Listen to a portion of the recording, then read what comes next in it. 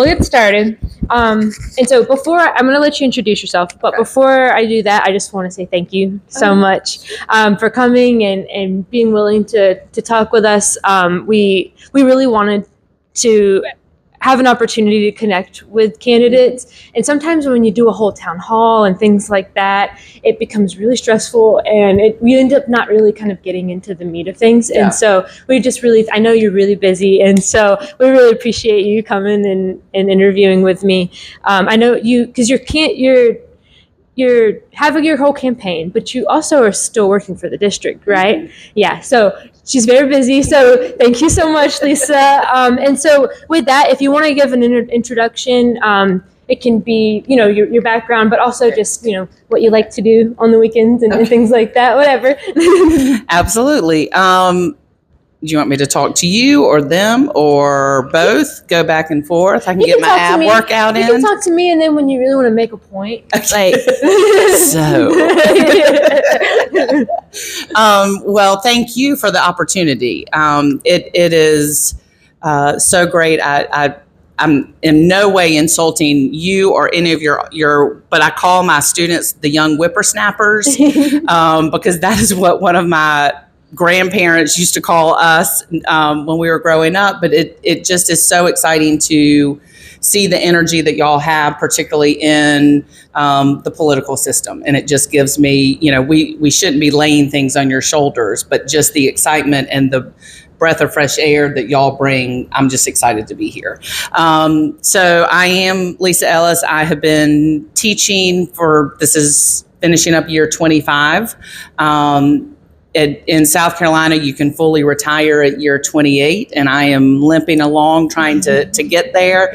I have I started teaching at Ridgeview High School in Richland School District 2 in 2000. Well, I started as a long-term sub in October of 2000, and then they hired me full-time that January. Okay. But my first full year really in the classroom was 2001.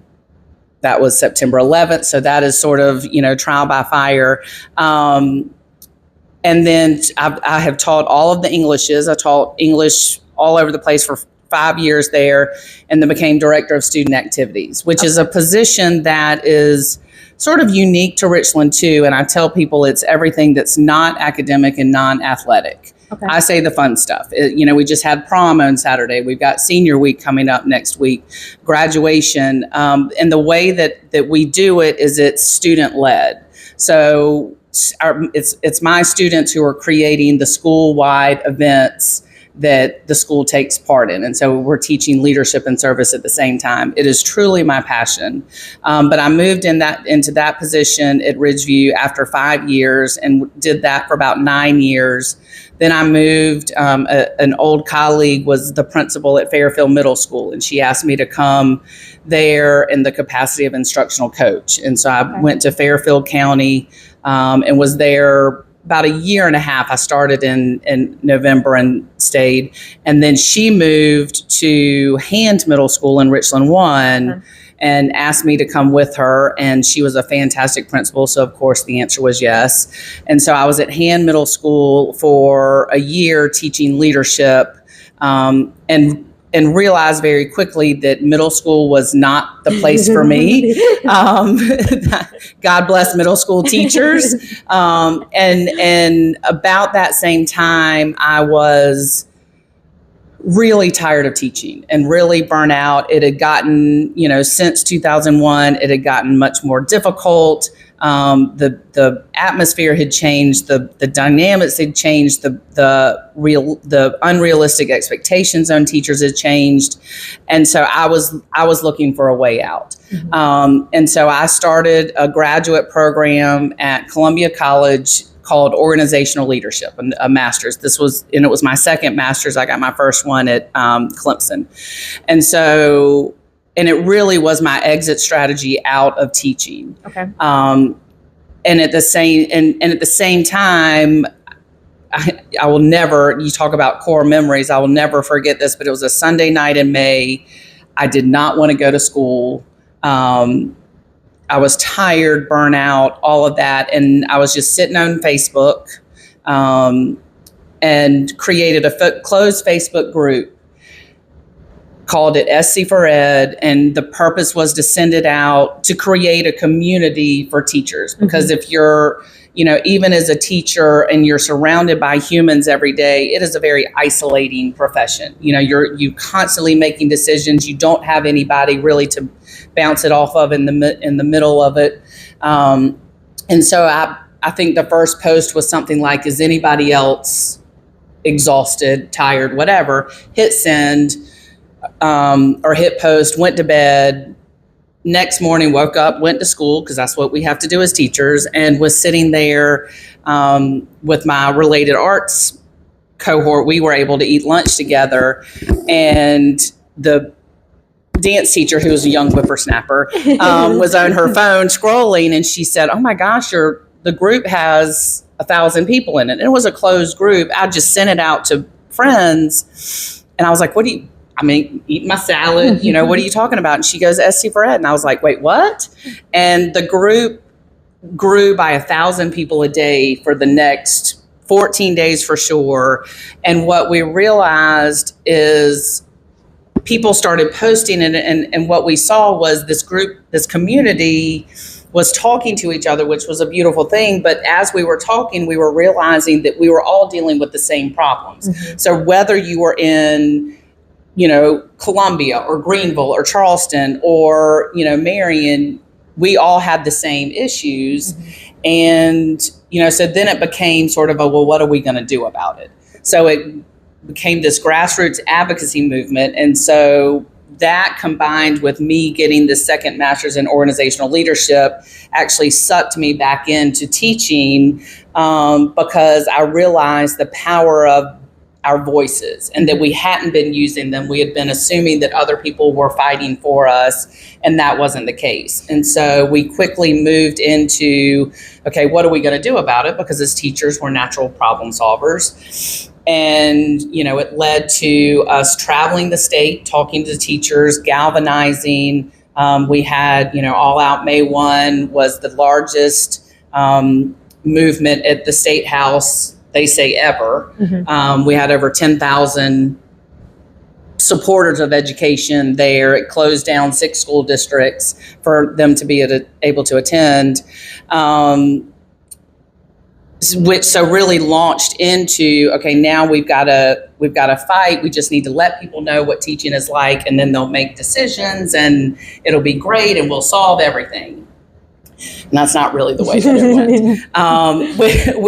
We quickly realized that it's not that, well, they didn't know. People that were in decision in making areas didn't know, but then we also learned that they didn't really care.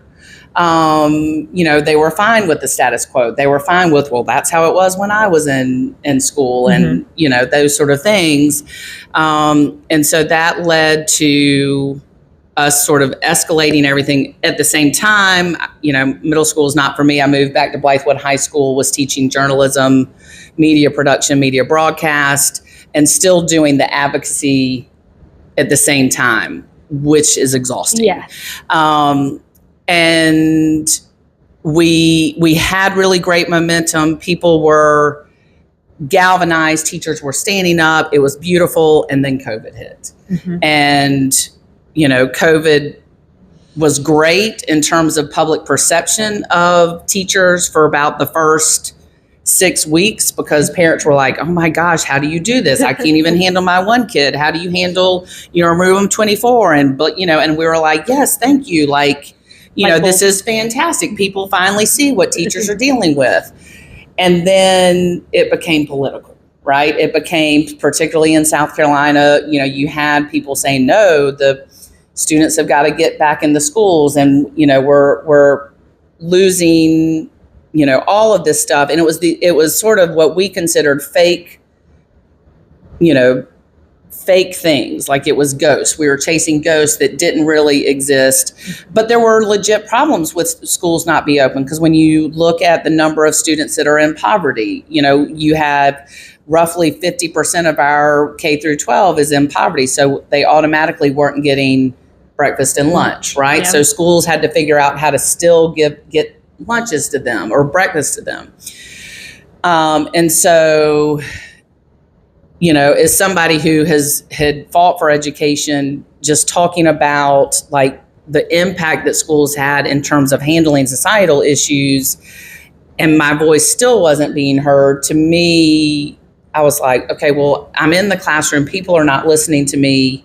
Maybe if I elevate my voice, if I get into a position where people have to listen to me, then things will happen. And so I decided to run for superintendent in 2022.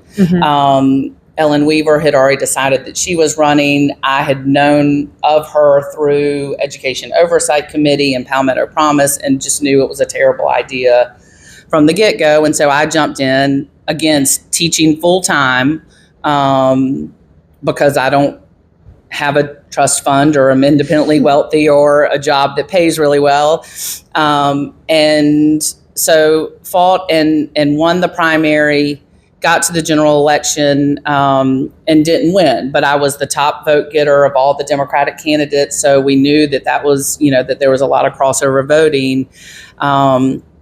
And, that was obviously really disappointing, but I just went back to work and back to the classroom, back to working with my students, and was just sort of like, okay, well, I did what I could do. Everybody can just sit and watch what happens, but what has happened is been terrible. It's been pretty bad. And so I tell people I wish I was one of those people that could just sit there and put my head down and focus. Like I said, I've got 3 years left of retirement. I just want to put my head down and get it done. And that's not who I am. Yeah. And so here we are trying again. And, I know that I can make a difference. I know that I can fix systems that have been broken for so long. I just need the opportunity to do it. And you appear to have the resilience to do it, to continue to fight through it. It's incredible, and it's so impressive. Anytime anyone decides to run, it's really impressive. But in order to decide to put yourself up there again and to go through all that work again, I'm in awe. Well, thank you. And so is Holly, and so is everyone in the group. And so I'm really excited to start this interview, and I'm just really excited to kind of get your take on some of this stuff. Because there's a lot of people in this state who, when you ask this kind of questions, they don't have any answers to them. And so it'll be nice to actually get some real answers from somebody. So we'll go ahead and kick it off. This first question is a little bit of a doozy. So I think probably better than a lot of people that the use of public funds for private tuition is a really persistent, and it kind of divides people along lines, and it's even gone up to the Supreme Court and everything. As superintendent, how will you ensure that the public tax dollars remain dedicated to public schools? And what kind of oversight do you foresee kind of being implemented so that way those vouchers aren't being misused and any other sort of like unregulated funds isn't being funneled into the wrong system? Right. It's a great question, and one that we've been dealing with for a while. For a while, there's been tax credits. There's been all of these ways for, families to do different things. Now it's getting much more brazen. Right now it's you got the tax credit, but it wasn't really public funds. You just, it was sort of on the side. I believe that there should be choice for families. Like I said, I've worked in public schools for 25 years, and we have a mass diversity of children with needs and all of that. So sometimes the school that they are at is not going to be the best fit for them. So I believe in choice. What I don't think we need to be doing is paying for that choice in terms of public funds. Public schools were set up to not only educate students, but to create a civilized, civic-minded society. And so, that's what the public money should go to. In terms of controlling that, as we've seen, those are decisions made at the legislature level. And so, I can influence policy. I can influence, state law. I can say, hey, this is not in the best interest of South Carolina. But at the end of the day, who we vote into office ultimately makes that decision. So we've got to do a better job of voting people that mimic our values into office. Having said that, what the superintendent does control is the how that policy is understood. And we've seen this year that the letter of the law is Senator Hembry, who crafted the latest bill, has not been followed by the Department of Ed. And, if only somebody had warned that this was going to happen, right? And so to me, when you get into, like, I just am putting it out to the universe that I'm going to win, because that's how I keep going. When I get into the office and interpret it, I'm probably going to interpret it very differently, in the sense of, we want to create opportunities for all children, regardless of whether they are. But even if you offer, let's say you offer a voucher, there's not necessarily a place all over the state where that kid has that choice. And so I think that we really offer choice by shoring up and by making and funding our public schools to offer all the things that our students need. So then parents don't have to worry about finding an alternative location for them, or they don't have to worry about paying for it. What we've seen with across the state, not only in South Carolina, but what we've seen in other schools that have strong voucher laws is that places like private schools, they just increase the tuition, whatever that difference is. The one thing that really irritates me about this current law is that they set the cap at 400% above poverty. Well, that's $250,000 in an income home. That's not poverty. And so, you're setting it up for people who are already in private schools, for charters, whatever, to just not have to pay as much, but you're still leaving out your most vulnerable population and potentially the people that need it. And you see the charter schools, and let me back up. The for-profit charter schools, you see them, they're not going into Marion, they're not going into Jasper, they're not going into places that really could use help. They're coming right down the street from Blythewood High School. They're coming into your metropolitan areas because they can, and that's where the population is. So, so it's sort of, to me, disingenuous to say, oh, the voucher system is going to help kids that need help, when the reality is you're just helping the families that are already taking advantage of the situation because of the fact that they can. Yeah. And so to me, it's interpreting that to really try and limit who gets it and where it can go. So, does that make sense? Yeah, it does. And it shows who ultimately they truly want to benefit in this state, and who has continued to already benefit in the state. Absolutely. And that was really enlightening. So for our second question, and I think you touched on this in your introduction when you said that when you were in the classroom and it was just became overwhelming, and you were deciding whether or not you were going to stick in it. Yeah. And I think right now it may even be more extreme. The level of the state level intervention in the classrooms that we're seeing, where with the book bans and telling people or telling teachers that they can't teach the history that they've been teaching this whole time. Or accurate history. Not history. Just what they've been teaching, but accurate. Yeah, the way it should be. Right. As superintendent, how will you protect the professional autonomy of educators, whether they're the teachers or the librarians within these public school systems, to ensure that the curriculum stays diverse, accurate, and that there's not a bunch of hands coming from the side and trying to manipulate what's going on. Absolutely. The easiest way to answer that for me is to say, when I'm superintendent of education, every decision made will be to answer the question, how is this in the best interest of students? And when you drill down to that, then the answers are not difficult, right? I'm not, we have created, or I guess I should say this educational system has created a multi-billion-dollar business. And, I talk about the fact that people should never make money off of kids. And I say that understanding that my salary is, that sort of thing. But, that's part of if we want to really go into the weeds, if you look at the last 20, 25 years, there's been a strong movement to dismantle public education.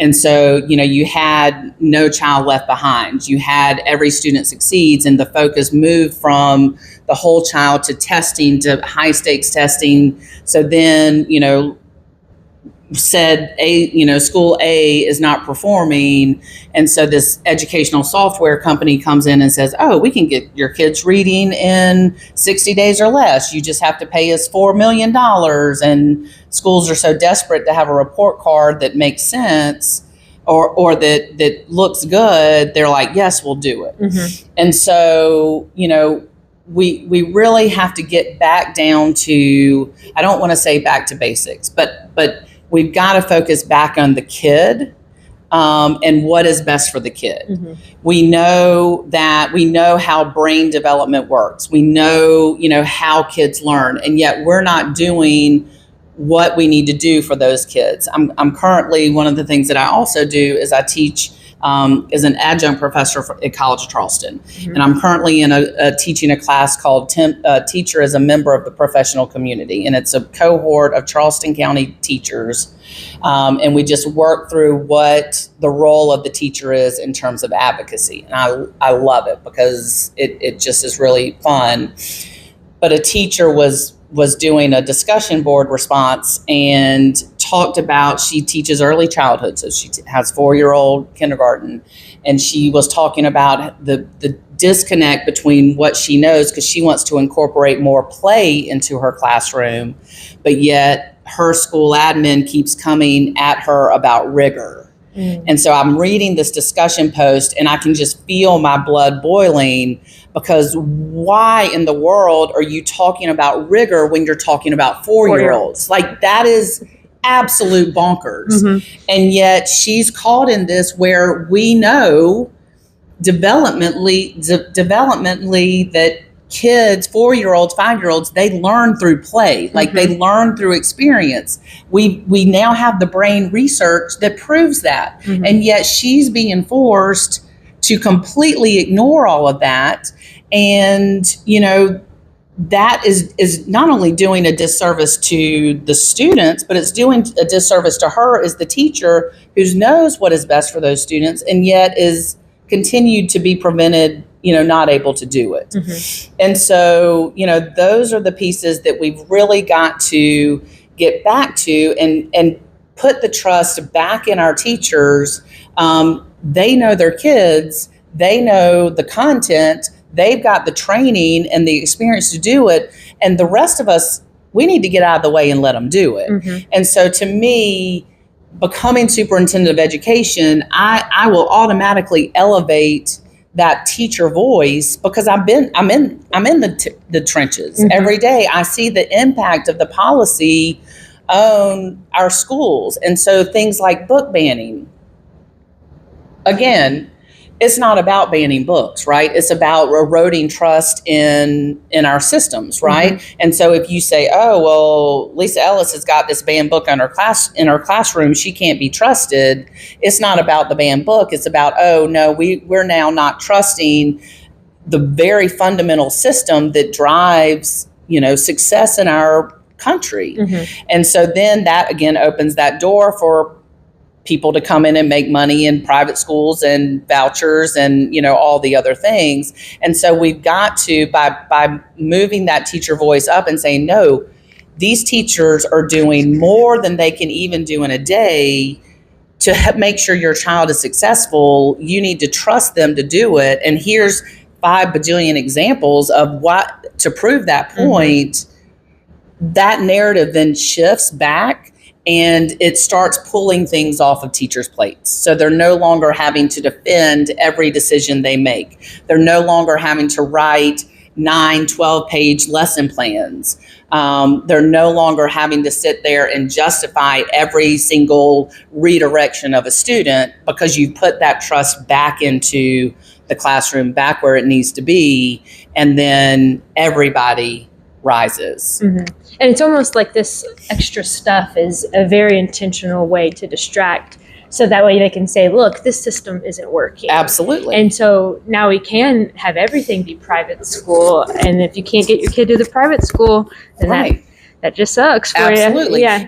And private school, again, private schools don't work for everybody, but private schools work because they have the autonomy. That was the thing, again, going back to COVID. Most private schools were able to continue in-person learning, but that's because they had complete control over who was coming in their building. And, the thing was, you're not going to wear your mask, then you don't get to come to the school anymore. Yeah. And so, that's the piece. And we talk about, talk about schools of innovation, and we talk about charter schools, and, they're like, here's these proven practices that are working. And so my question is, well, if we know they're working, why can't we repeal them in public schools? Like, if you know that that's the path to success, then don't quit making public schools jump through this hoop that's not helping anybody. And so that's the other piece of it. I'm one of those people that always ask the why behind the what, because I need to understand why you're making me do this. And nothing makes me angrier when somebody replies, well, we've just got to check this box, because that's not a reason. Checking a box doesn't help kids in any way. And then we've got too many policies that are just checking boxes. Again, I think to sort of protect school districts, from madness. And we've just got to change the narrative. And we haven't had anybody in a long time that has been willing to do that. But you're willing. I joke that I'm all about burning down systems. I'm all about burning it down. One of my favorite analogies came, and I know it did not come from Glennon Doyle and Untamed, but I read it there. And she talks about the babies in the river. Have y'all heard this? And so, the women are washing the clothes and the babies are coming down the river, and they're busy pulling the babies out, but nobody thinks to go upstream to find out why the babies are in the river in the first place. So my thing is, I want to know why the babies are being thrown in the river in the first place, and let's fix that. And then once we fix that, everything else, gets better. Yeah. Yeah. I love that analogy. I love that book too. It's so good. So for this next question, all of this kind of ties in together. So you're probably going to hear me say a lot like, oh, you just actually touched on this a bit. But as you know, we are facing a record teacher vacancy, and people call it a crisis, and I would agree. Beyond raising the starting salary, which a lot of people agree, even the governor agrees that it's necessary, what is your specific target number for that salary? And how will you protect the rights of teachers to organize and advocate, like you've done before, for better working conditions in our state? So I think I mentioned earlier, I'm an English background, so I don't do numbers very well. So in terms of specific salary, we've got to make it to a point where teachers don't have to have second and third jobs, at the very least. So I use, again, my own self as an example. I am single by choice, love it. I have a dog. I've been teaching 25 years. I have 2 master's degrees, so I'm paid at the master's plus 30 level.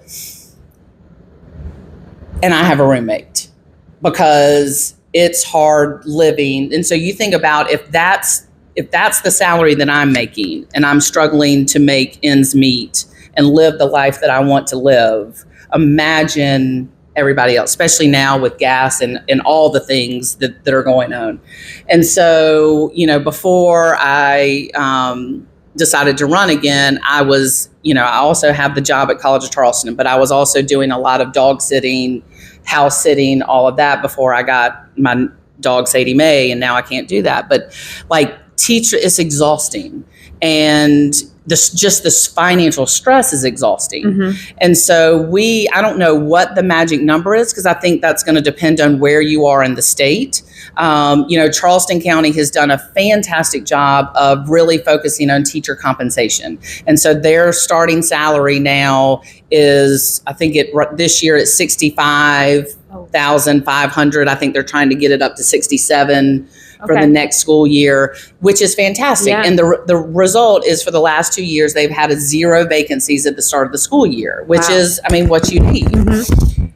That needs to be mimicked across the state, because while that's great for Charleston County teachers, Berkeley County, Colleton County, Beaufort, Hampton, Jasper, that are right near there, Georgetown on the other side, they're now having to compete with that as a starting salary. And so if I know that I can this was a conversation the first time I was campaigning, so before this, but we looked at the salary comparison between Hampton, which butts up to Charleston, and Charleston County. And Hampton's salary schedule ended at year 23, because that's when the state stopped, the salary schedule stopped. Mm-hmm. And so what we were seeing was that teachers in Hampton County would make it to 23. Charleston was paying up to 30. And so they would go their last 5 years and jump over the line and automatically be making $15,000 more.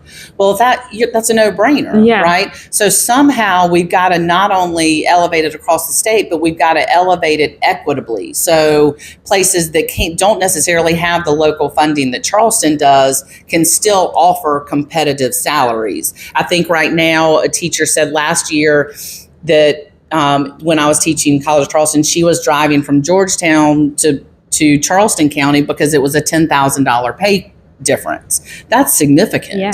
And so that's what we've got to be looking at. And we've got to be real strategic in not only salary, but other things to help offset those costs. We've looked at, or I think the state has looked at, student loan forgiveness. Fairfield County has the housing piece where they offer, subsidized housing for their teachers. Greenville's looking into that as well. I know Charleston County, because I was just down there this week, but they have implemented are implementing early child care centers. Okay. The cost of childcare, daycare is astronomical. So we've got some really forward-thinking places that are like, no, it's not.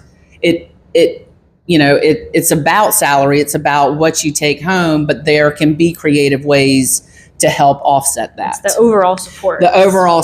Right? Yeah. And so that's the first piece of it. But the second piece, and again, funding controlled by the legislature, right? Mm-hmm. But the second piece of why teachers are leaving are the working conditions. And, we've touched on that with all of the extra hoops and check boxes and all of that. That's something that can really quickly be pulled back at Department of Ed policy. Mm-hmm. And so that's where, as superintendent, you can move really quickly to improve the lives of teachers by sort of reviewing what the policies are and saying, is this still relevant to 2026 and moving forward? Mm-hmm. We're still dealing with policies from, as my students would say, from the 1900s. But, we're still dealing with policies based on attendance laws from the 1970s, mm-hmm. right? 1980s. And, we've been through COVID. We've been through virtual school. We have students that end up graduating with a high school diploma who have never set foot in a physical school building. So is attendance still a relative thing? There's the job-based skill of, hey, you used to have to show up to work. Well, a lot of people don't have to show up to a place anymore. Yeah. And yet we're still using these 20th century models and wondering why our kids aren't being successful in the 21st century. When I talk to my students, because I work with high school students, we have really great conversations. They're getting ready to graduate. And, we talk about it, and I'm like, we're preparing you for a world that does not exist, and yet we're not truly doing a great job of that because we're still hindered by these working conditions, these policies that make no sense. And it's the way we've always done it. Mm-hmm. And again, nobody's going upstream to say, well, why is it the way that we've always done it? And, that doesn't make any sense anymore. Let's update it. And that's where I really think that I can make some change really quickly. Okay. Is by pulling back, a lot of no, we don't need to be doing this anymore. No, we don't need to be doing this anymore. No, you don't need to spend $1 billion on a hardback textbook when everybody has a smartphone that has literally all of the knowledge in the world on it. Mm-hmm. Do we really still need to be teaching this? What about, can we bring in, those sort of things, and being creative, I think will automatically bring kids in, bring, greater talent in, because now they're not hindered by things that we've been doing for 30, 40, 50, 60, 70 years.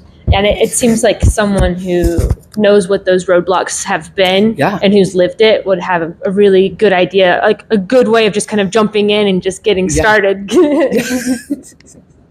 We definitely need someone who's actually been a teacher before.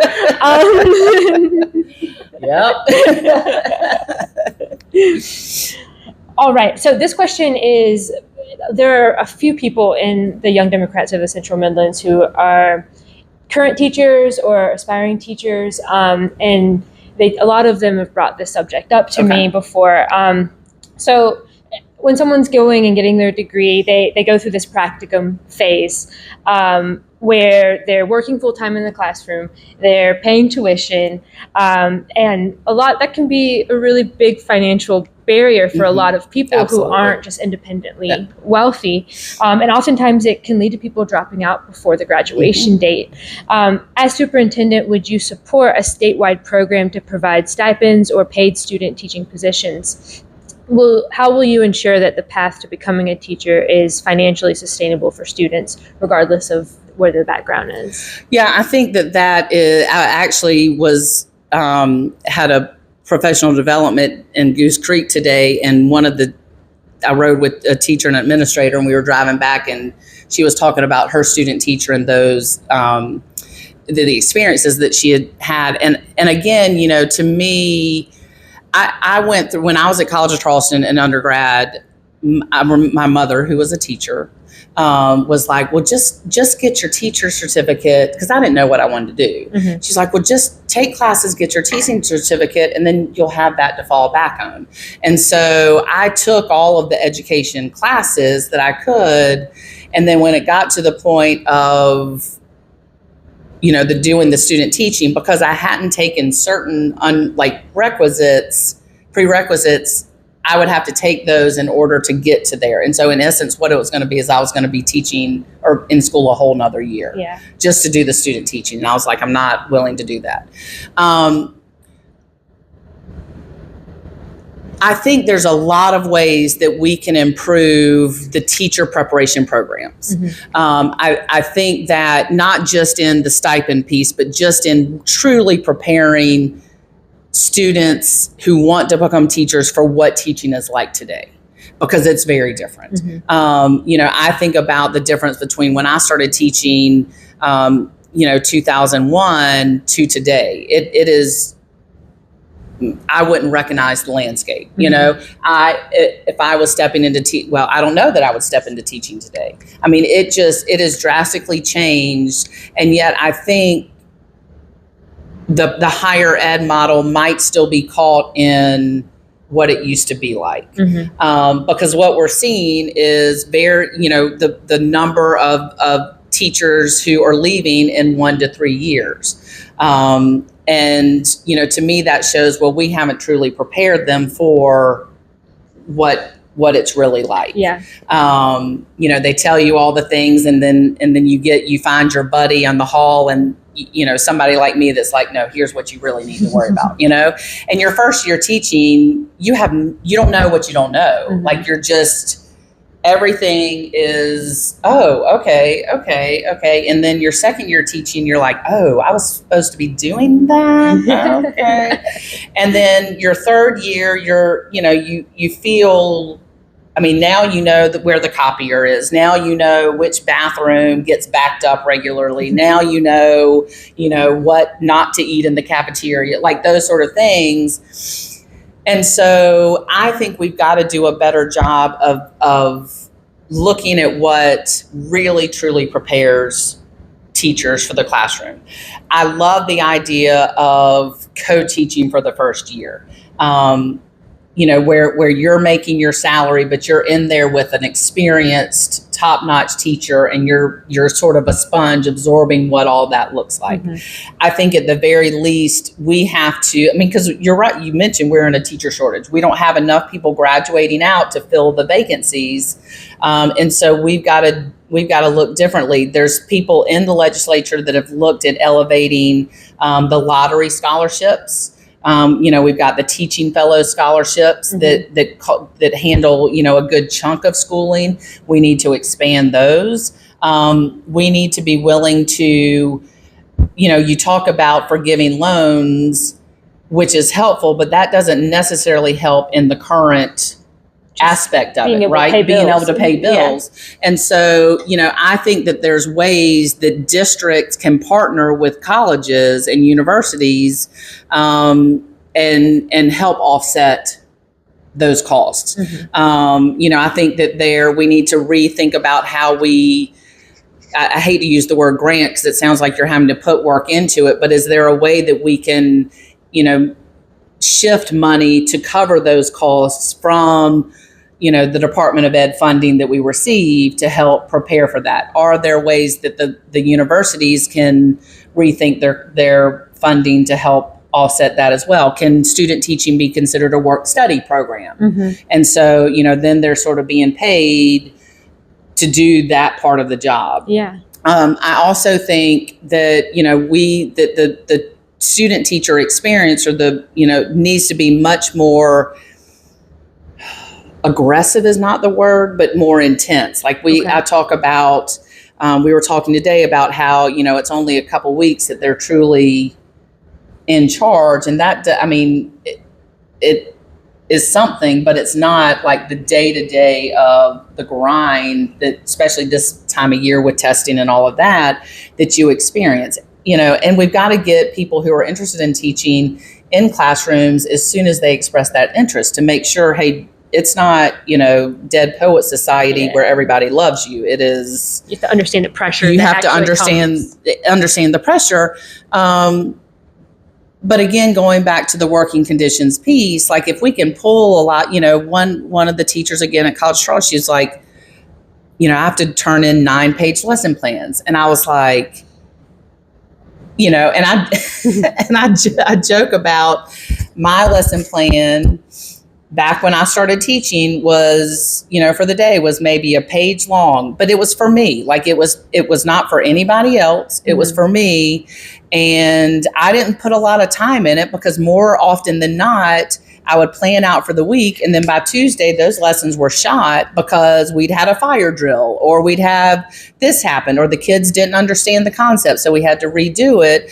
And so to have to spend all that time on a lesson plan that now admin is checking instead of walking into the classroom and seeing what you're doing, mm-hmm. They're like, well, I didn't see this in your lesson plan, or, you did this, but it's because it's Wednesday, you did the lesson plans for the week. And now, and so it's those pieces that just don't make any sense. Yeah. The lesson plan is for the teacher mm-hmm. to continue to know where they're going, where they need to be. It is for the teacher. Mm-hmm. It is not for anybody else. But the fact that it has moved into that territory of, well, you've got to, submit your lesson plans. Mine stayed in a binder on my dry erase board. And so if an administrator came in, all they had to do was look at it. But they would see my notes from where I was like, well, we didn't get to this, so let's do that. Mm-hmm.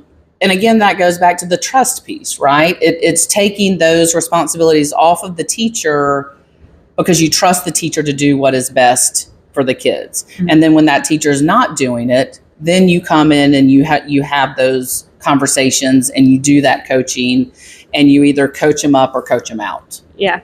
So. Yeah, and I really appreciate kind of where you went with it. And it's like, it is about getting new people in, but preparing them. I have a number of friends who, like you said, at that year 3 were just like, I don't think I can do this anymore. And it partly was probably because they weren't prepared for how much the current system puts pressure on them. And right. So and it's unrealistic. Yeah. I mean, and it's not, the pressure doesn't help kids. Mm-hmm. A 9-page lesson plan doesn't help kids. An exhausted teacher who has to do their job at whatever level and then go and work at Starbucks or go and drive Uber or go and, do whatever, that doesn't help kids. And so we've got to take those blocks out, because teaching, it is mentally exhausting. I mean, it is mentally, if you're a kindergarten teacher, it's also physically exhausting because, but it is mentally exhausting. And if you don't get that opportunity to take a step back, breathe, do whatever, you're going to burn out. Yeah. And it's not because you're a failure in any way. It's because you're working in a system that fails you. Mm-hmm. And again, I want to change that system. Yeah, it seems like a lot of unrealistic expectations have been in place for a while. And so this next question, we talked about like supporting the teachers, and maybe that also plays into this too. But we know that students, they can't learn if they're not feeling themselves supported and feel safe. Yeah. How will you work to create a school culture where inclusion is more than just a buzzword, specifically by protecting rights of those who need it most, like ensuring that the environment is safe for LGBTQ plus students, or that the needs of students with disabilities are being met as well. That's my job. Like, that's literally the job that I have now, is building school culture. And so, if you're inside a school, and I'm going to talk specifically about high schools, but you could say it at every level except for maybe middle school, because middle school kids can be really mean. 7th grader girls can be terrible. But sort of after the 2022 election, and all of the stuff about trans bathrooms and LGBTQ and all of that started coming out. And my students, we don't necessarily, while we're in the school, we don't talk about my advocacy work, but they do ask questions. They know about it. Yeah. I mean, they see me on TV or saw me, in the newspaper, or all of that. And so they ask questions, and I'm going to answer their questions. And so I will never forget, we were standing out, and we have a big, gorgeous atrium at Blythewood, and we were standing out at lunchtime doing some lunch activity.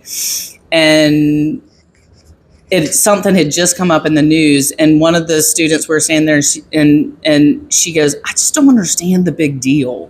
Like, I don't understand why it's a big deal with the LGBTQ. I mean, why can't I be me and you be you, and everything's okay? Mm-hmm. And I said, that's exactly it.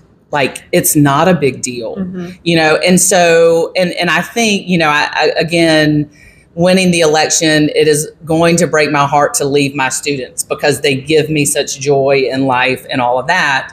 I joke that I'm not going to turn in my school key. I'm just going to have to sneak in and just be around the kids and just, embrace it all.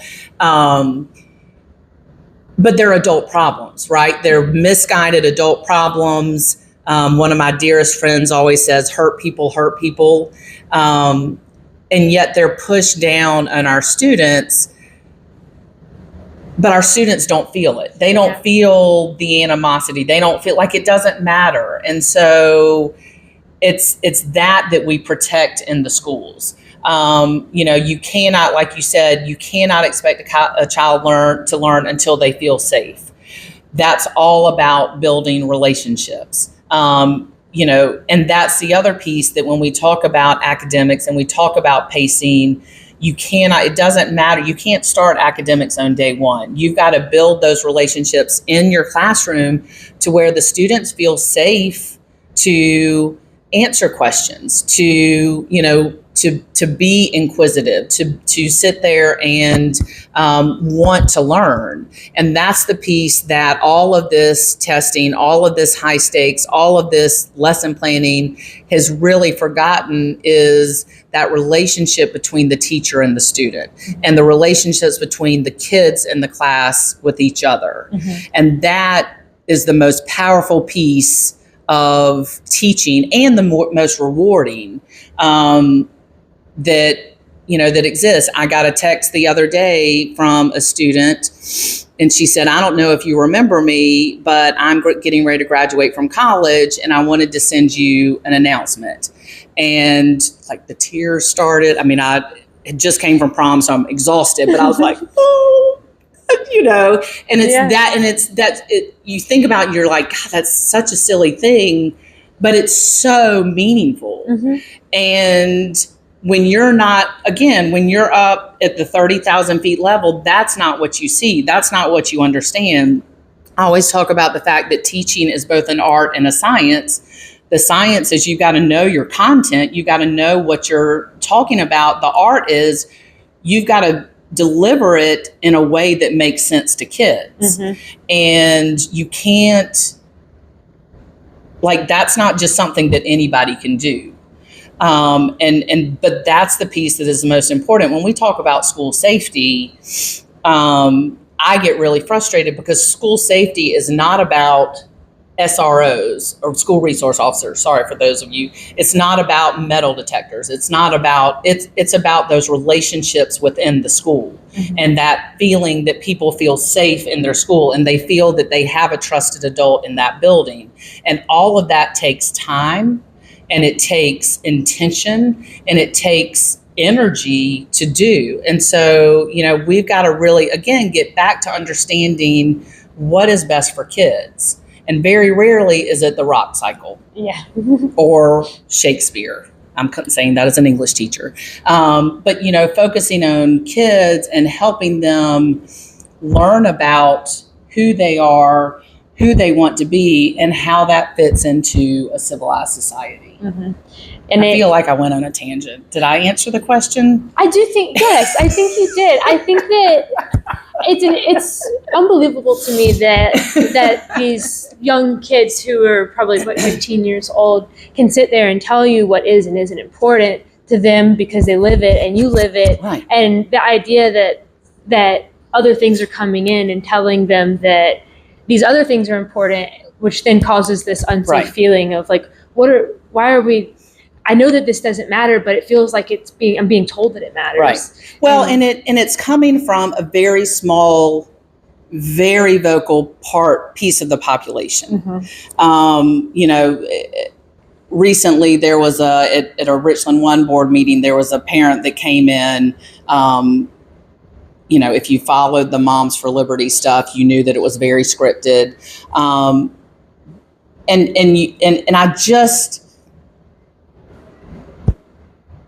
I find it so hypocritical.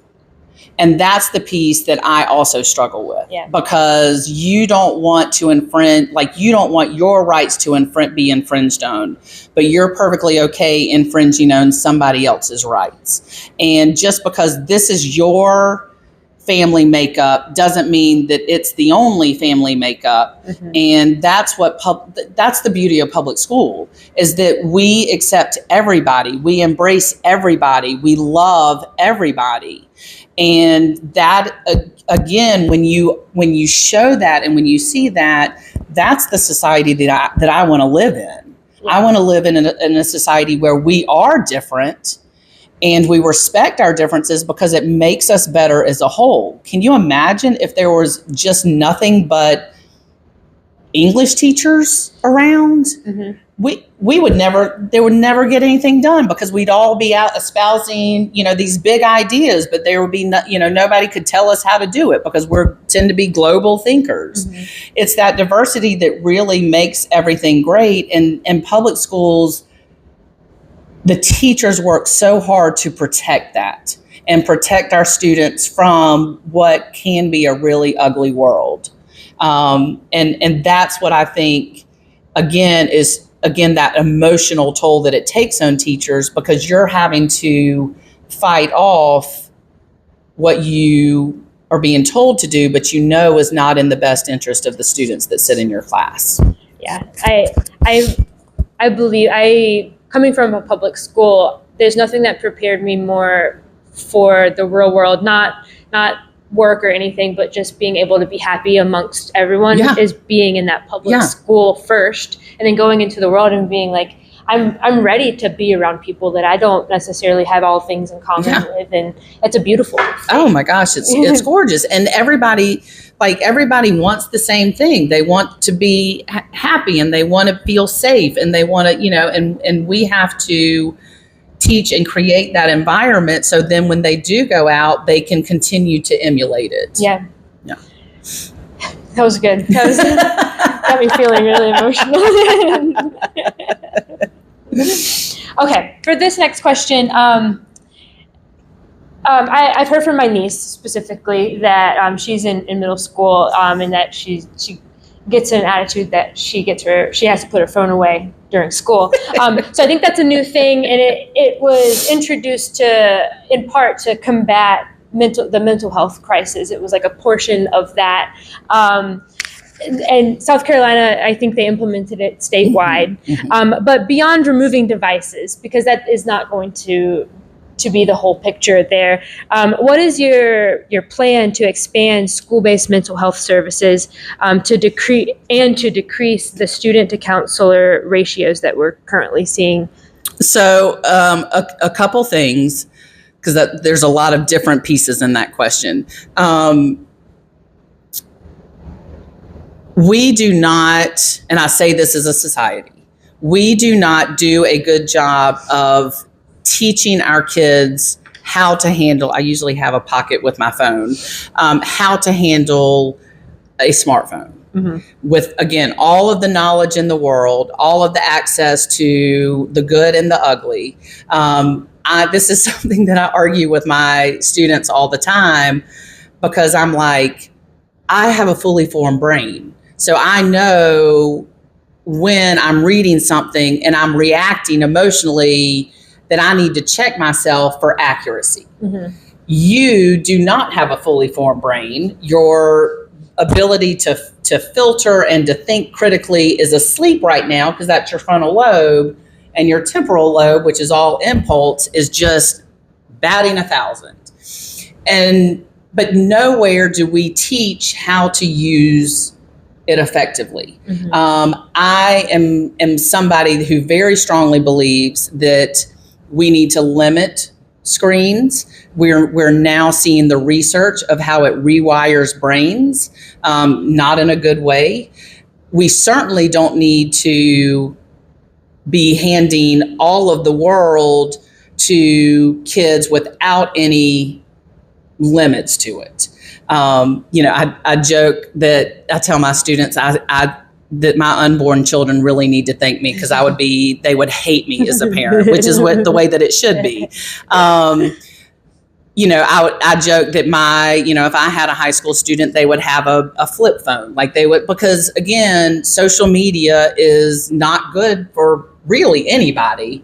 But when your brain cannot process through, oh, this is fake. Hey, Lisa looks really gorgeous because she's got this huge white halo light, and it's not just her natural glow. Like, you don't see that piece of it.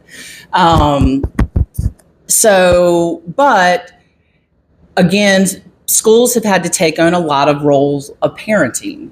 And that's the piece, is that we're having to do more and more of the parenting side because parents aren't doing it. Mm-hmm. Perfect example, prom. We had our prom Saturday night. One of our administrators gets a phone call from a parent who says, "Can you please tell my daughter that she can no longer attend prom?" And the response, we responded, no, as far as the school is concerned, she's done what she needs to be able to do to attend prom. If you don't want her to go, you need to tell her she can't go. Yeah. That's your job as the parent. But the fact that the parent thought that we were going to handle that, it's weird. Right. Right. And so, those are the things that we're dealing with. So should the state have taken on a cell phone policy? No, it's not. It's too far in the weeds. Mm-hmm. But when parents aren't doing it, and then districts aren't protecting schools from trying to do it, something's got to give. Yeah. And so that's the first piece of it, is that truly parents have got to be much more responsible about giving their students access to phones. Mm-hmm.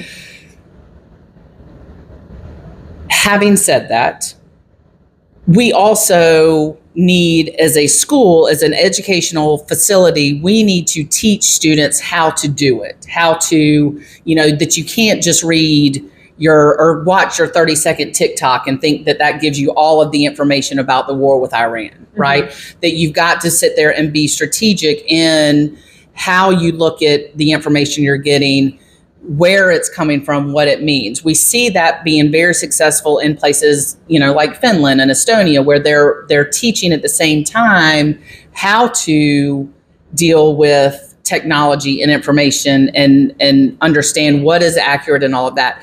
We're not good at that because we're still too focused on the rock cycle, or the War of 1812, or moles in chemistry. I don't know.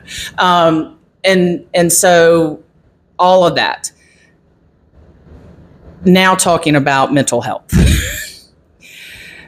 One of the problems is we are still dealing with numbers, again, from 50, 60, 70 years ago. With the advent of technology, and I'm going to be more specific and say social media,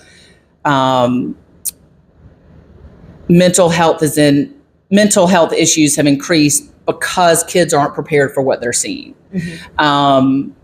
Again, another example, when Charlie Kirk was murdered, my students came in the next day and they were talking about how they had seen it on the internet. Mm-hmm. And I was like, what do you mean you saw it on the internet? And they're like, yeah, it's on TikTok, and as someone who is 50 years old, that was traumatizing to me. So to know that students had access to see that is deeply troubling. Yeah. Because again, they don't have the maturity to be able to handle it on their own. Mm-hmm. And so we have got to reevaluate the numbers of students to school counselors. They're overworked. We've got to look at the number of school psychologists in schools. We've got to look at all of those because it's too much for the allocations that we currently have. I know a lot of districts are doing a good job in working with community partners to get resources into students and into the schools, but there's still a lot of red tape to go through that. Okay. So I think at the very least, if we can get the ratios down and get more counselors in school, and maybe they're less focused on IGPs or individual graduation plans, and they can spend more time counseling, which is what they're there for. Mm-hmm. If we can get, more school psychologists in, more social workers in, all of those, what we call wraparound services, if we can get them into the building, then we can address needs much quicker. We can do much more effective follow-up, without having just, again, the time constraints and dealing with it's almost like crisis. It becomes a crisis instead of getting ahead of it. Yeah.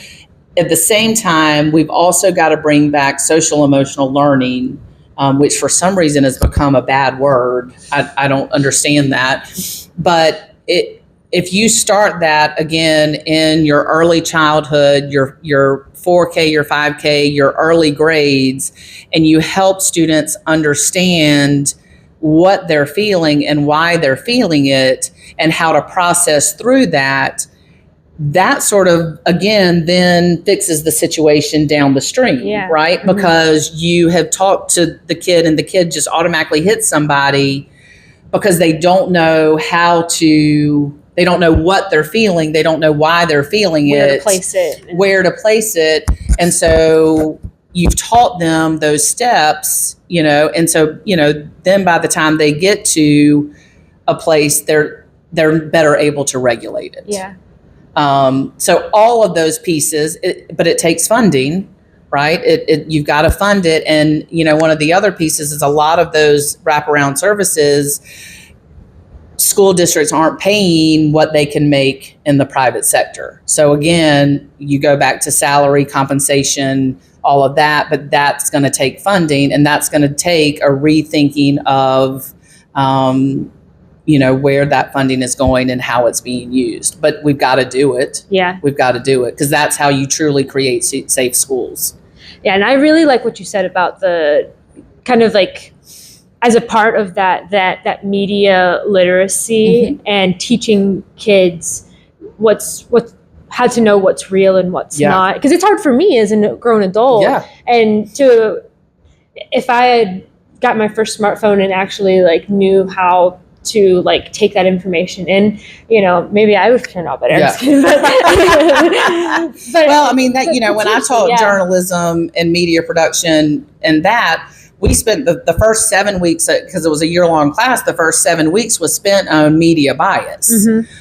And how you get your information and what are the telltale signs of something that you can't fully trust. And here's, the neutrality and all of that. Mm-hmm. I mean, we spent 7 weeks going through that because it is truly a skill that you need to have. And mm-hmm. it keeps getting more and more difficult because of AI and all of that and deep fakes and stuff like that. So you really have to spend the time teaching that, and I would always say to my students, if you're having an emotional reaction, that's not and you're reading the news and having an emotional reaction, that's not good. That's not what should be happening. Yeah. And I feel like there's a way to implement that all the way down. Oh, absolutely. Absolutely. Even to 5th grade. Absolutely. I mean, they're already getting their cell phones and stuff at that point. And absolutely. You tailor it in a way that makes sense. Absolutely. But yeah, I think implementing something like that and then with everything else absolutely can really get students kind of to feel supported and then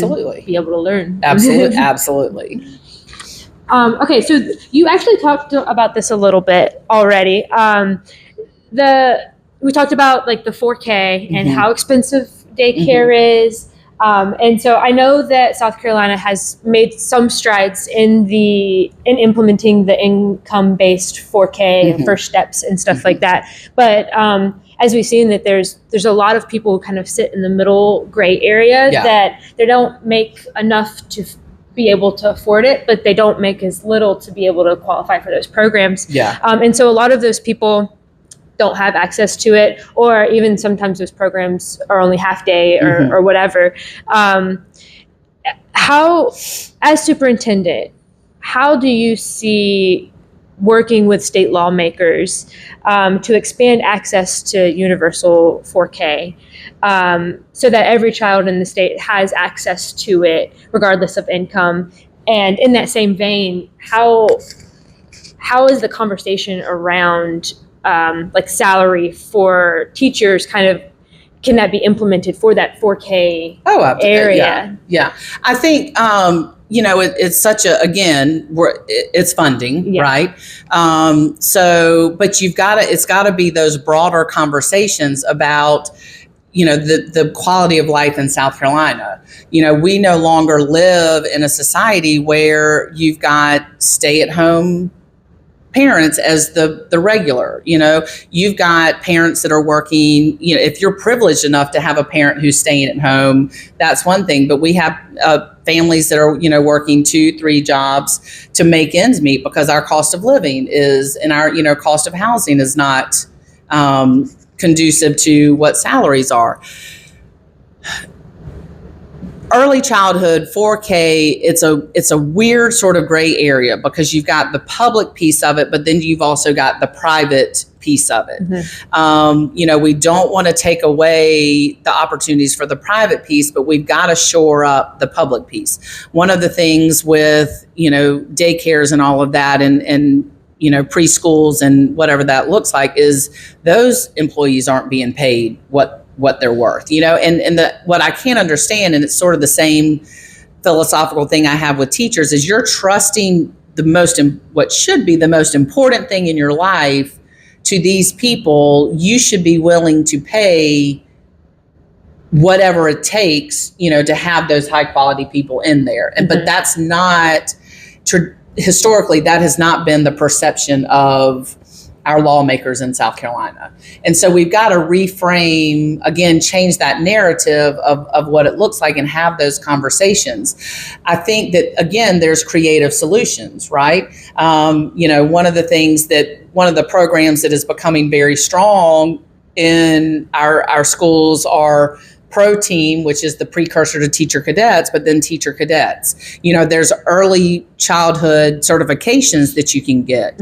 Why is it not, why can't schools offer some sort of daycare, some sort of preschool setting within the school that you can monitor with students that are learning how to do this, instead of, some of the Teacher Cadets who really want to focus on early childhood, instead of them having to go out to elementary schools, why not have a learning lab inside the school?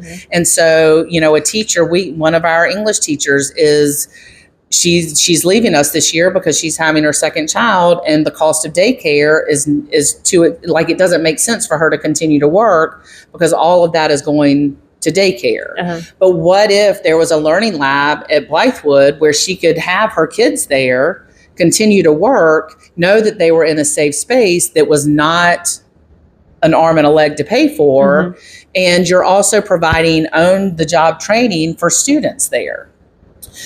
Those are some things, again, that we need to be thinking creatively. That's brilliant. To offer those opportunities, and offer it open to the public, right? One of the things I don't know if y'all listen to the Good Hang podcast with Amy Absolutely. Poehler, but I just listened to the one with Kerry Washington, who is amazing.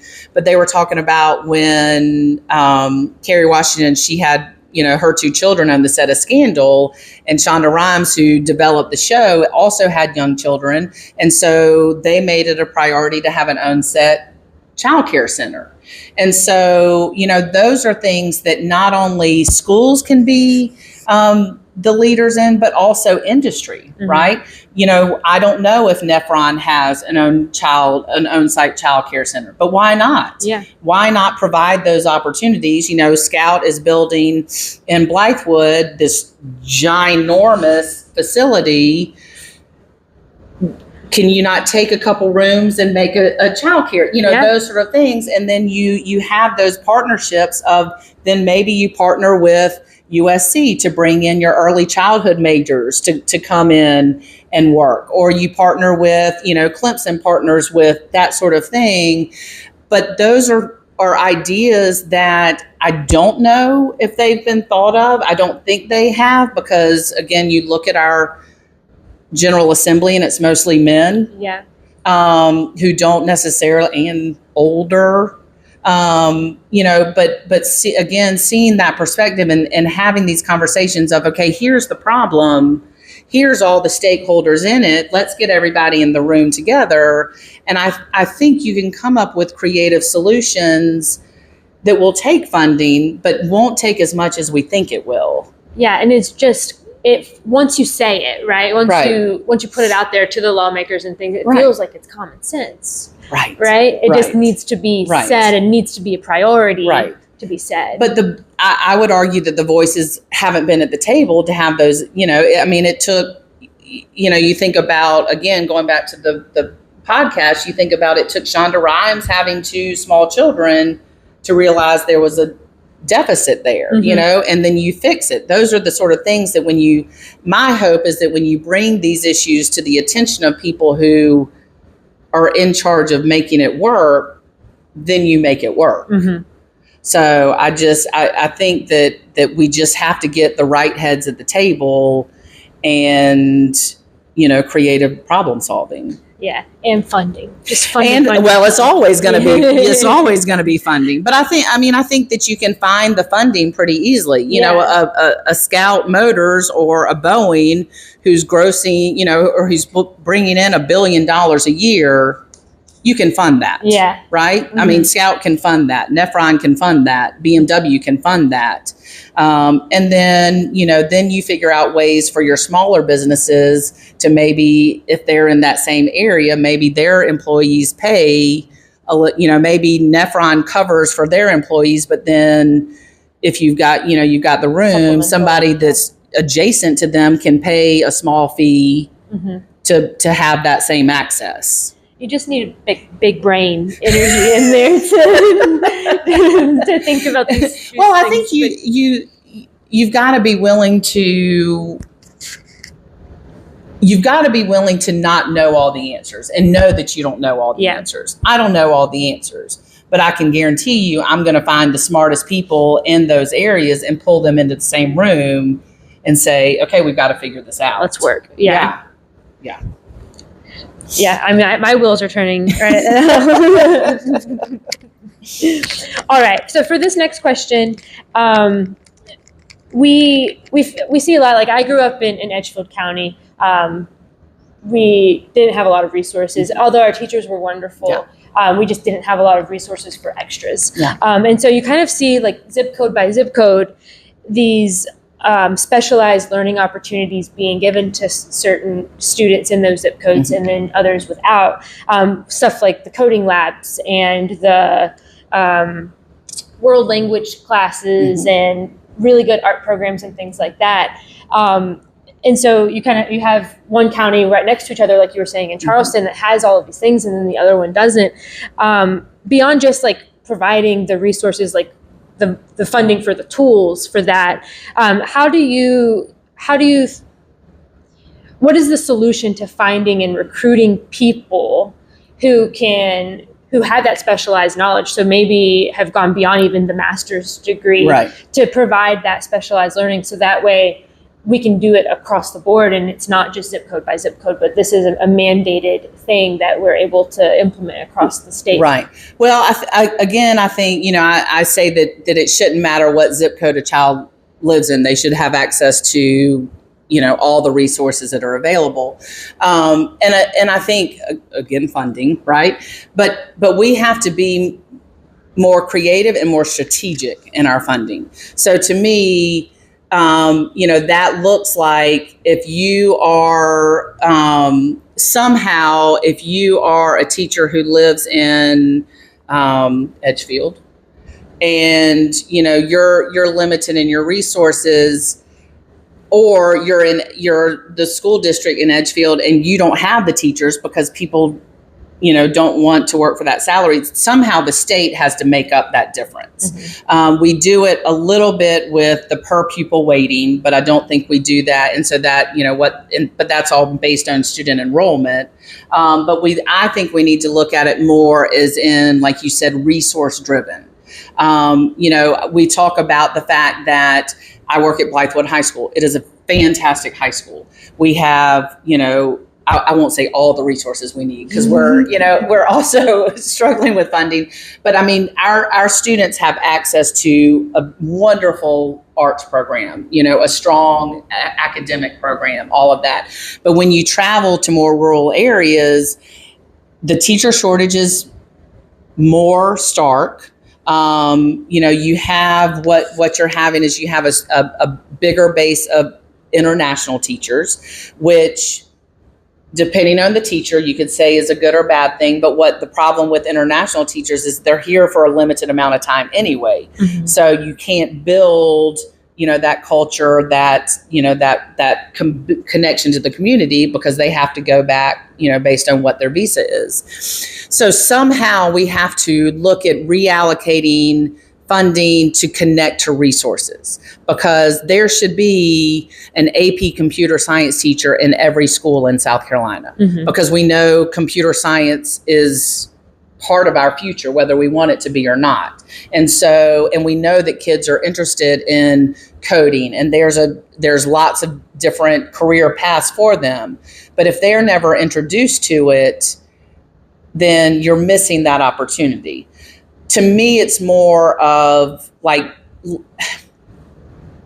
and again, here's one of those things where I would have to really dive into it and get the smart people in the room to handle it. But somehow we've got to figure out a way to get the resources funded and where they need to be. If that means that if you as a teacher, maybe you live in Richland County, but you're willing to teach in Calhoun or Fairfield, you should get paid more for wanting to do that.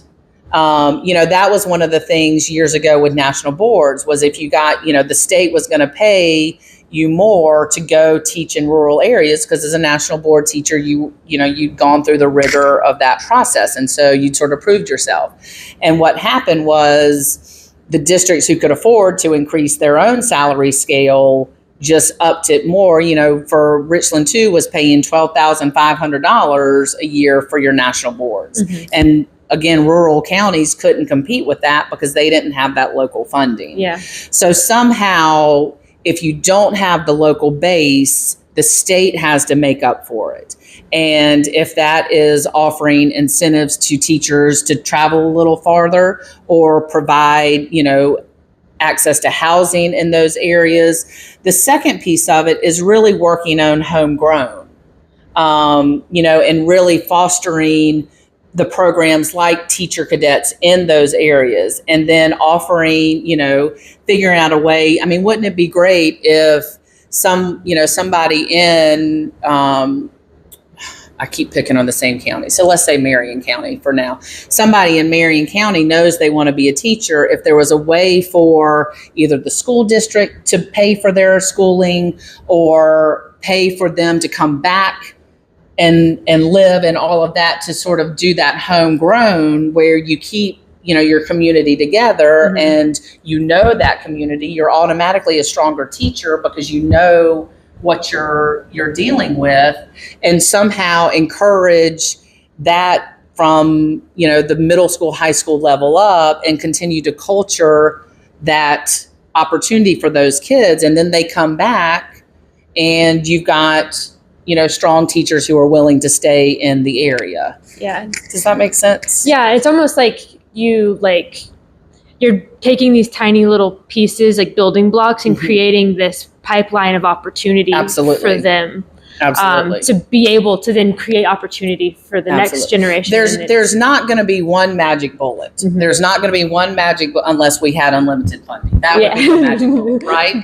But so we've got to be willing to do all these different things. It's like throwing something at the wall to see what sticks. And we've got to throw a bunch of different things at the wall, because it's going to stick with different areas. It's going to stick with different places. Yeah. But at the same time, a lot of the rural communities are dying just because they don't have not just the educational resources, but all the resources. Yeah. I mean, South Carolina truly has to do a better job of taking care of our rural communities and not just leaving them out to dry. Well, I think there's a continuous closing of health departments and rural hospitals. I mean, access to medical care and things like that. And that's unacceptable.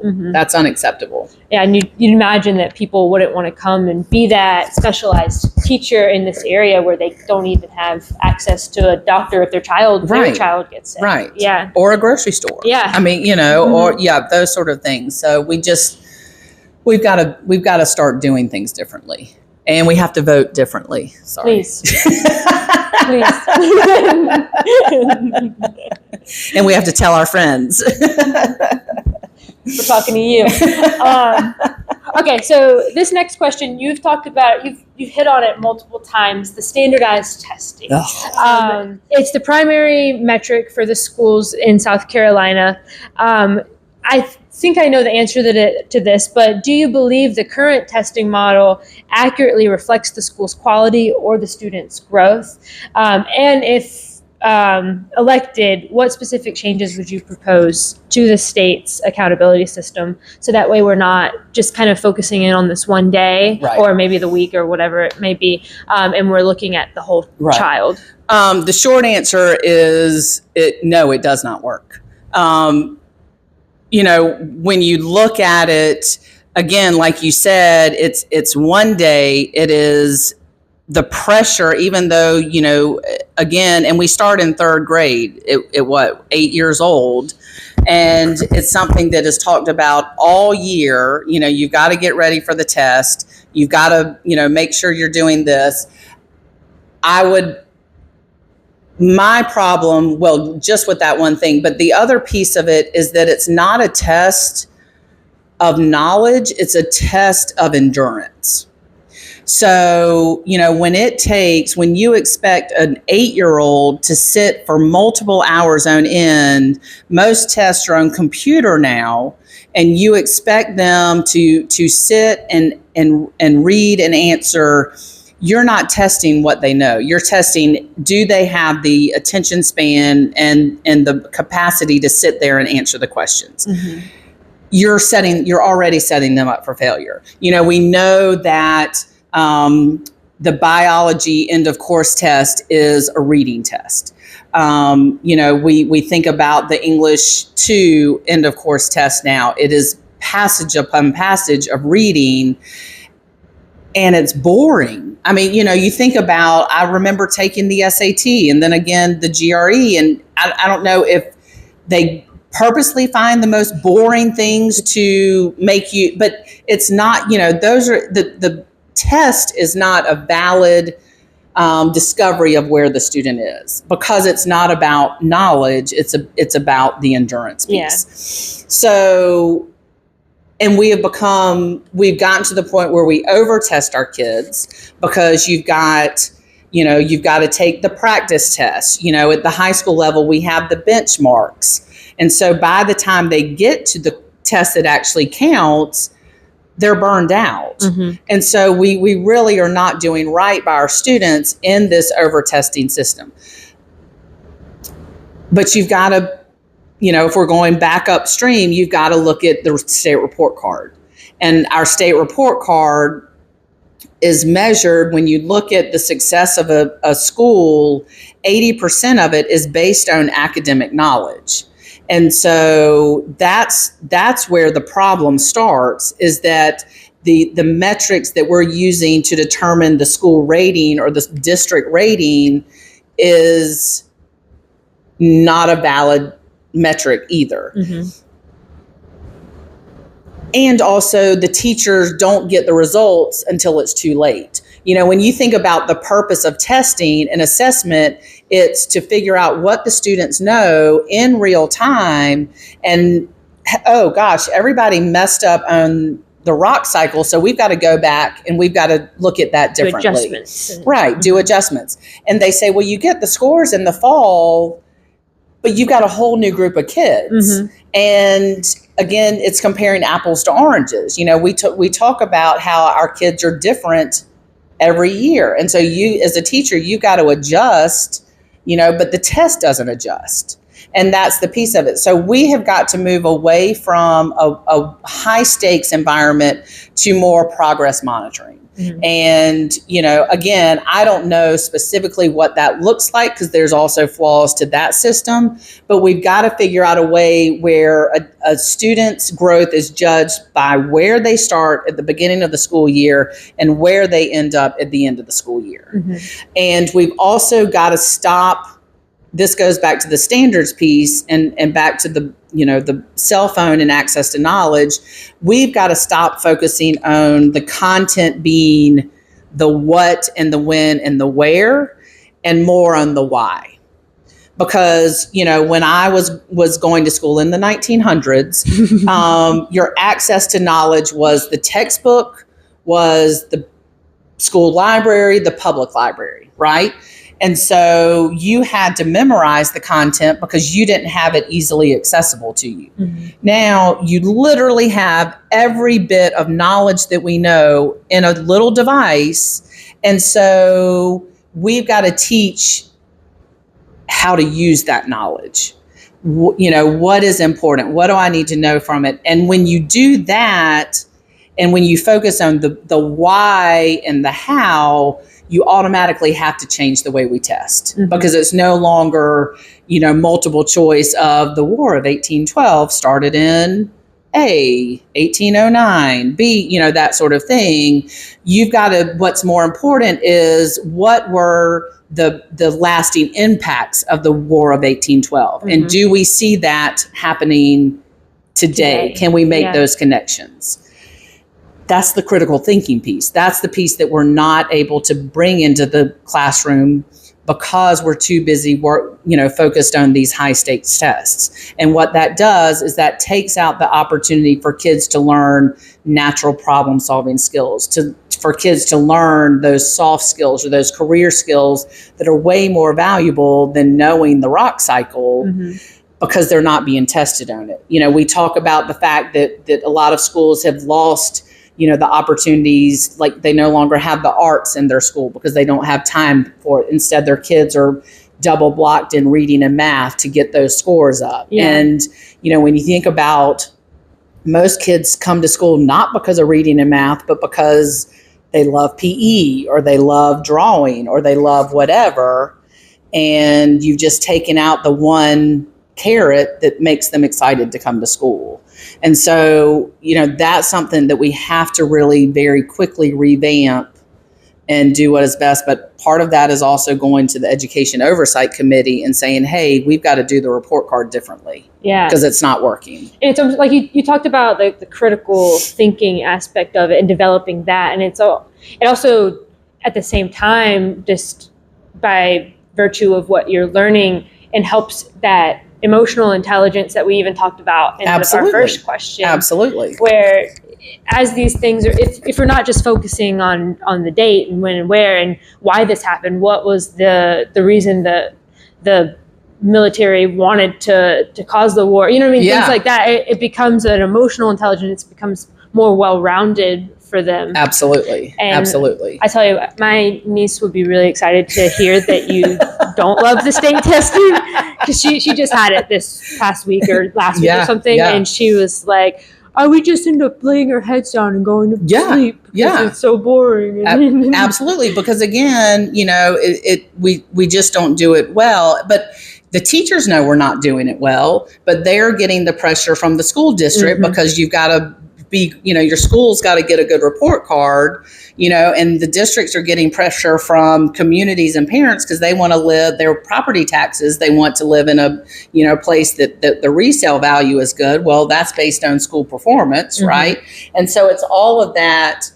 And again, I think that's one of the reasons that has led into the teacher shortage is you have the teachers that are dealing with the moral dilemma of, I know what's best for my students, I'm not allowed to do that. Mm-hmm. And at the end of the day, I cannot lay my head on my pillow and be okay with what I'm doing. And so they end up leaving. Yeah. And so if we can move back into a time of, not back, but if we can move into a time of, again, we know how kids learn, we know what they need. No test should last longer than an hour, if you know, that sort mm-hmm. of thing. You know, that's how you really create, again, I tell my high school students, I want you to be a responsible tax-paying citizen. Mm-hmm. And that's not, you know, you don't necessarily have to know the rock cycle to be a tax-paying, you know, but you have to have all of those skills that have sort of fallen by the wayside because of what we call the high-stakes testing. Yeah, and I love having these types of conversations because I'm not in education, I don't have children.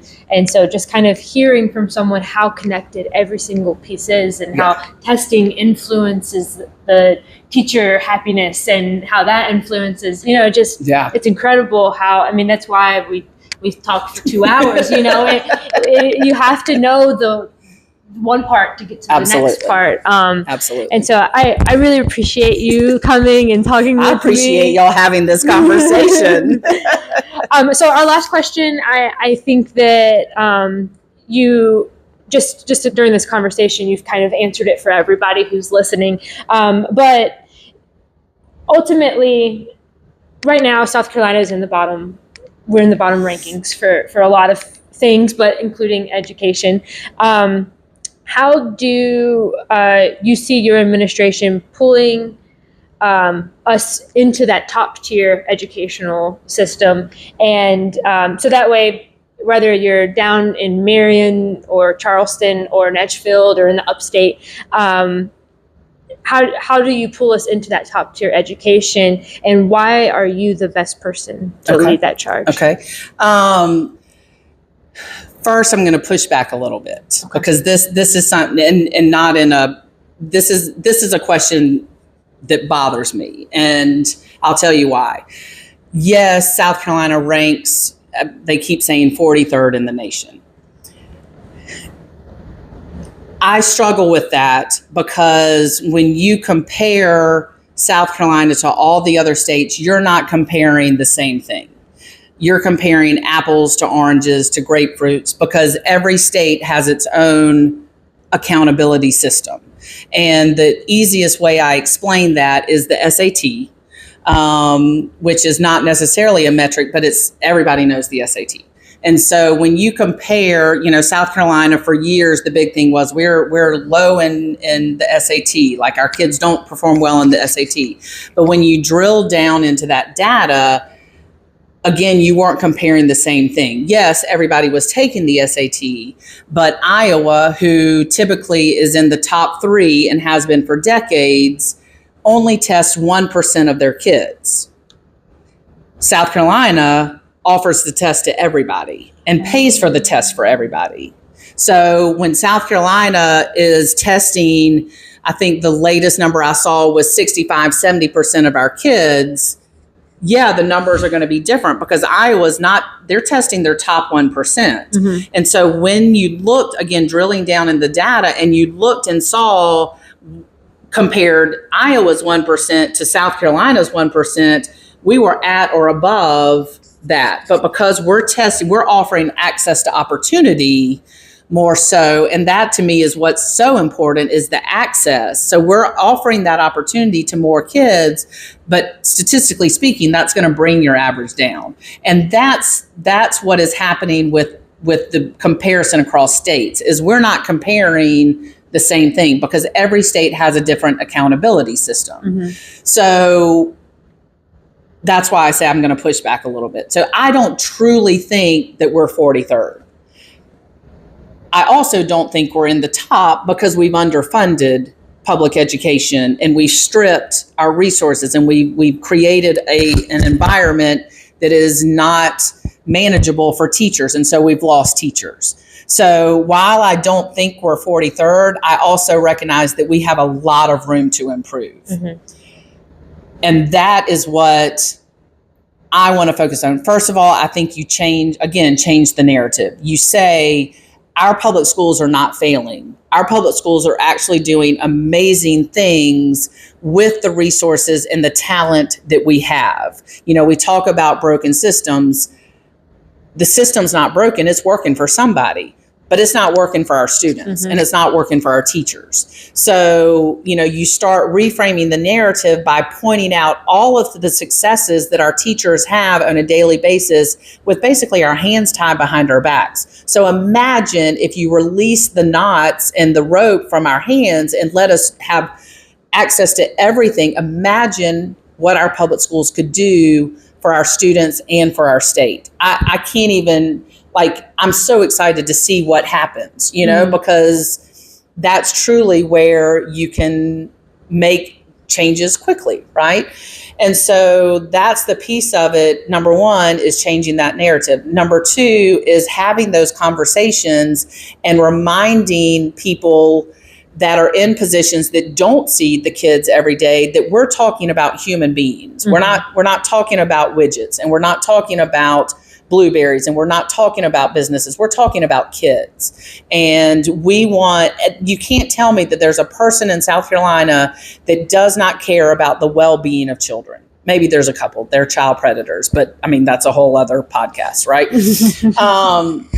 But when you talk to families, they care about their children. They care about their grandchildren. They care about their neighbors. They care about their, nephews and nieces. And so when you're able to have those conversations and say, no, this is impacting little Jimmy, that changes the conversation, because they don't want to negatively hurt Jimmy.